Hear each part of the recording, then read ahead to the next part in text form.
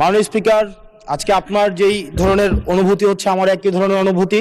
কারণ নিয়মের বেড়াজালে আপনাকে কখনো কখনো আটকে দেওয়া হয়, আবার আমাকেও কখনো কখনো আটকে দেওয়া হয়। আসলে নিয়ম হচ্ছে অলওয়েজ রোলার্স যারা তাদের অনুসারী হচ্ছে নিয়মটা চলে। নিয়মটা যখন ইন ফেভারে থাকে তখন বলা হয় এটা নিয়ম, আবার যখন বিরুদ্ধে যায় তখন এটাকে বলা হয় কাস্টম। কোনটা সাংবিধানিক কোনটা অসাংবিধানিক এই বেড়াজালে এই সংসদ ঘুরপাক খাচ্ছে।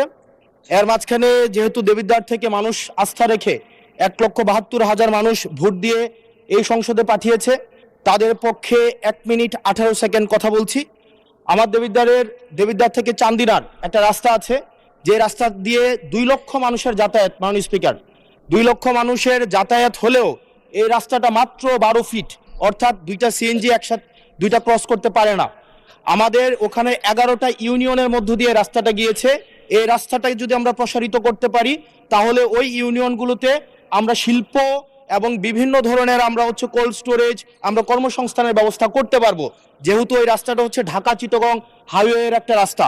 এবং এই রাস্তাটা যদি আমরা প্রশস্ত করতে পারি তাহলে আমাদের কুমিল্লা থেকে, আমাদের ঢাকা থেকে যে সিলেটের যে যাতায়াত, সেই যাতায়াত হচ্ছে আমাদের 40 কিলোমিটারের মতো কমে যাবে। মাননীয় স্পিকার, সার্বিক দিক বিবেচনায় কর্মসংস্থান বৃদ্ধি এবং যোগাযোগ হচ্ছে আমাদের 40 কিলোমিটার কমানোর জন্য আমাদের ঢাকা, আমাদের কুমিল্লা, আমাদের দেবিদ্বার থেকে চান্দিনার যে রাস্তাটা আছে সেটা 12 ফিট আছে।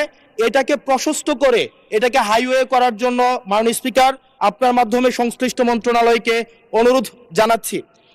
আর মাননীয় স্পিকার, আশা করি আপনার মধ্যে যে অনুভূতি হচ্ছে প্রথমবারের মতো আমাদের এই যে সাংবিধানিক এই যে একটা মারপ্যাচের মধ্যে আমাদেরকে রাখা হবে না,